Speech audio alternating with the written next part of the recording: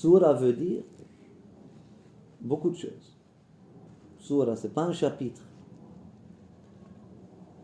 Soura peut vouloir dire étape. C'est pour ça qu'elle est mesurée par des versets.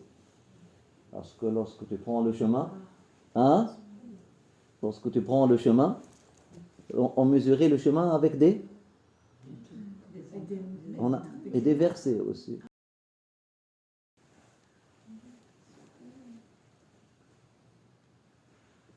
Verset, c'est on peut dire système de mesure.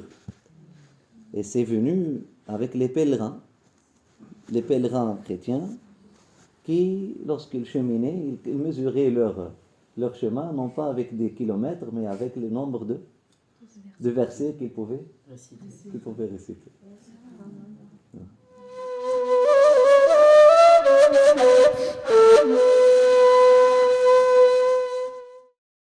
Soura peut vouloir dire étape, effectivement. Mensara yasiru sayran. Soura, une étape. On peut dire étape, c'est ça. Lorsque tu veux prendre le chemin jusqu'à la Mecque ou jusqu'à Médine, tu peux diviser ça en 40 étapes ou 30 étapes ou 20 étapes. C'est ça? Donc, Soura, c'est une étape qui te mène d'un endroit de départ jusqu'à un lieu d'arrivée sur le chemin. Car le Coran, c'est le chemin. Le Coran, c'est la vie. Le Coran, c'est ton chemin. Le Coran, c'est notre chemin dans des paroles. C'est le chemin. Bien sûr, les pèlerins avant, et même les pèlerins parmi les adeptes de notre prophète Mohammed sallallahu alayhi wa sallam, ils ont continué. On ne va pas réinventer la roue. Les bonnes habitudes restent les bonnes habitudes. Si le prophète sallallahu alayhi wa sallam, Allah subhanahu wa ta'ala lui dit de suivre l'exemple des prophètes qui lui ont précédé. Ulaika alladhina hadallahu wa bihudahum iqtadih. Voilà, lui mentionne dans Surat Al-An'am le nom des prophètes. Après ça, lui dit, ce sont les gens que Dieu a guidés. Donc, suis leur exemple. Suis donc leur exemple. Et Allah subhanahu wa ta'ala, il parle aux musulmans et leur dit, فَاسْأَلُوا أَهْلَ الذِّكْرِ إِن كُنتُمْ لَا تَعْلَمُونَ. Qui sont أهل الذكر? فَاسْأَلُوا أَهْلَ الذِّكْرِ. Demandez, interrogez أهل الذكر, les gens de dhikr. Aujourd'hui, on dit أهل الذكر, ce sont les gens qui font le dhikr. Mais, oui, أهل الذكر, mais qui s'appelait أهل الذكر dans le contexte, lorsque ce verset-là a été révélé, le premier, comment dire, la première projection, ou le premier plan sur lequel ce verset-là s'est projeté, cet élan spirituel s'est projeté, c'était quoi? Le premier plan historique, أهل الذكر, c'était les juifs et les chrétiens. Ça voulait dire أهل الكتاب. فاسألوا أهل الكتاب إن كنتم لا تعلمون. Mais il n'a pas dit أهل الكتاب, il a dit أهل الذكر parce qu'il y avait une différence entre أهل الذكر et أهل الكتاب. أهل الكتاب, ce sont ceux qui ont pris juste les lettres. أهل الذكر, ce sont ceux qui ont pris le sens des lettres. Et toujours, il y a أهل الكتاب et أهل الذكر. Il y a les gens du livre et les gens du sens. Il y a de Ahl Kitab. Aujourd'hui, parmi les musulmans, parmi les musulmans, il y a Ahl Kitab et Ahl Dhikr. Il y a des gens du livre Ahl, c'est-à-dire les gens de Kitab, c'est le livre. Ahl, les gens, Dhikr, c'est la conscience, développement de conscience.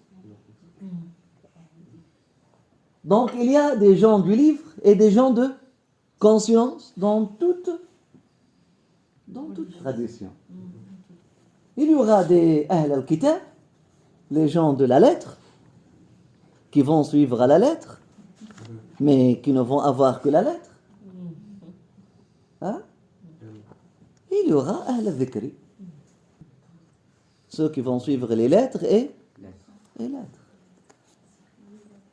Qui vont être conscients de l'être et qui vont savoir être. Ahl al-Dhikri. Allah subhanahu wa ta'ala, dans le Coran, lorsqu'il parle de façon responsabilisante ou critique, il dit Ahl al-Kitab. Il dit les gens du livre. Et lorsque il veut honorer, il les appelle Ahl al-Dhikr. ومن أهل الكتاب أمة قائمة من أهل الكتاب أهل ذكر. Parmi أهل الكتاب, il y a parmi les gens du livre, il y a des gens de conscience. Hein? ومن أهل الكتاب من يؤمن بالله وما أنزل إليكم وما أنزل إليهم خاشعين لله لا يشترون بآيات الله ثمنا قليلا أولئك لهم أجرهم عند ربهم من الله سريع الحساب. Hein? ومن أهل الكتاب, le verset avant-dernier de sourate Al-Imran. Parmi أهل الكتاب, il y a des gens qui sont comme ça et comme ça et comme ça et comme ça. Parmi أهل الكتاب, il y a des gens qui ont donné sens aux paroles qu'ils sont en train de réciter.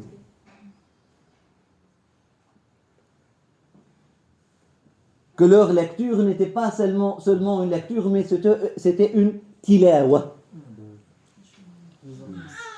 C'est-à-dire prendre le chemin, une marche qui prend la suivante, suivre. Ça veut dire suivre le Coran, parce que le Coran, nous avons dit, c'est un chemin qui est fait de 114 étapes, et chaque étape compte un nombre bien déterminé de farasakh, de versets. Hein, ils l'ont traduit farsakh, verset. Hein? Le Coran, c'est une traversée. Et les surahs sont des étapes.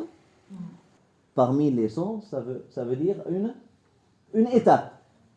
Une étape.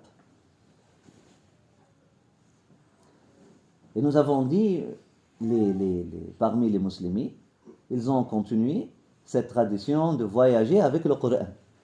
Voyager avec le Coran et calculer leur voyage, le nombre de versets.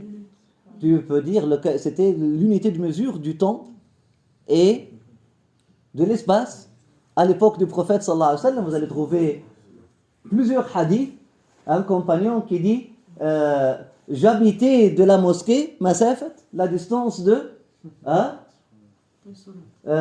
10 versets parmi Tiwal, parmi Al-Baqarah, ou 120 versets parmi.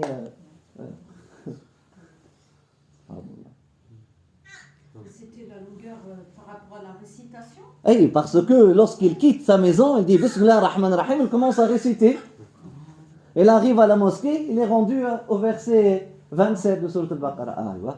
Il habite à 27 versets du masjid, de la mosquée. Ça tient la route. Ah, ça tient la route.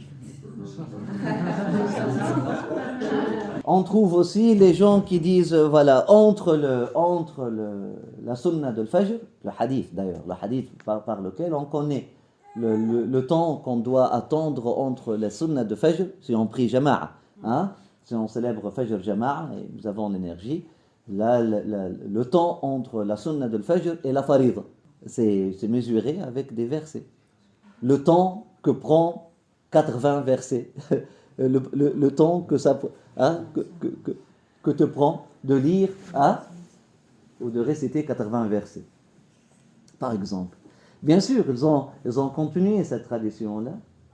Ils ont voyagé avec le Coran, ils ont fait le Hajj avec le Coran, ils mesuraient la distance entre chez eux et le Hajj avec combien de khatma, avec combien de khatma de Coran, etc. Subhanallah. Hein?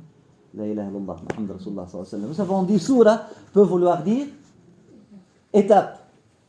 Mais on a bougé. C'est un voyage. C'est pas juste une carte. La carte, c'est juste une surah. C'est une image. Mais lorsqu'on marche, hein, là on peut parler d'étape. On a marché là, on a avancé. Donc surah peut vouloir dire étape ou traversée. Surah peut aussi vouloir dire forteresse.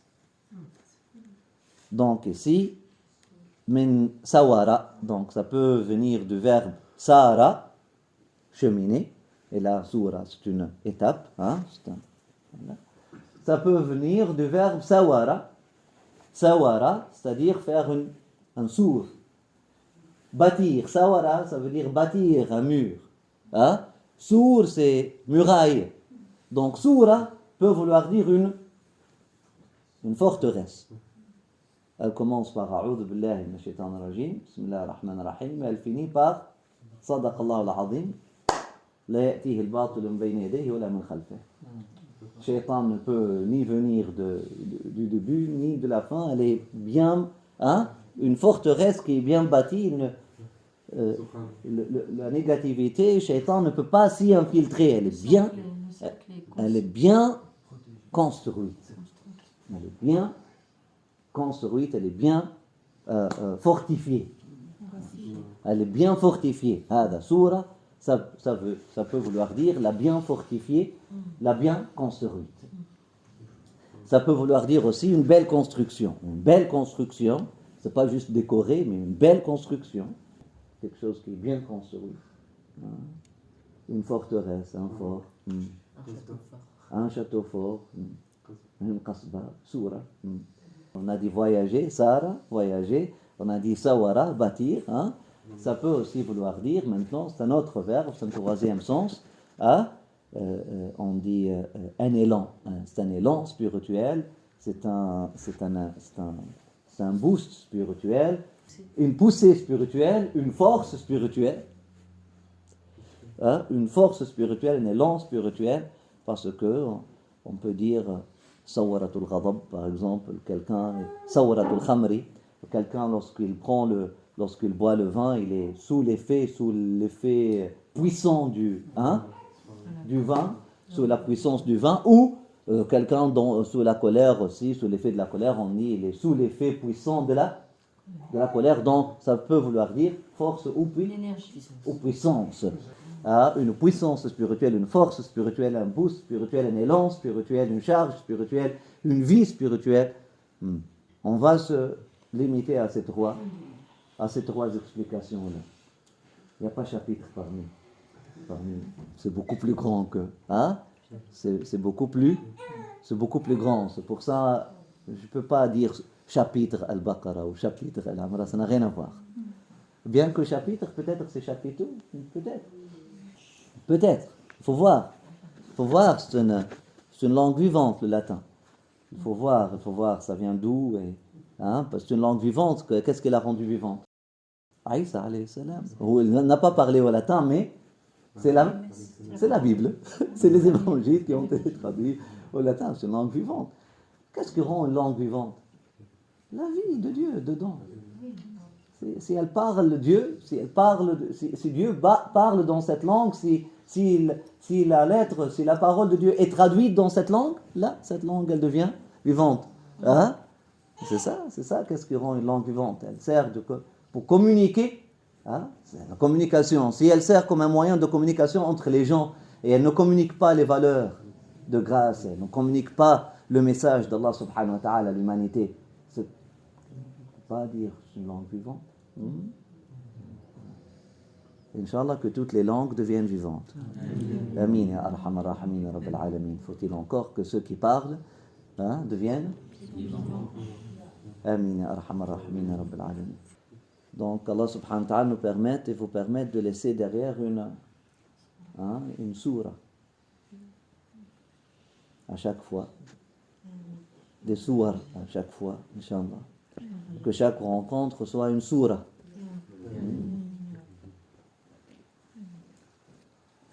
Et non pas une soura. L'ensemble de soura, l'ensemble des images, tu fais quoi avec?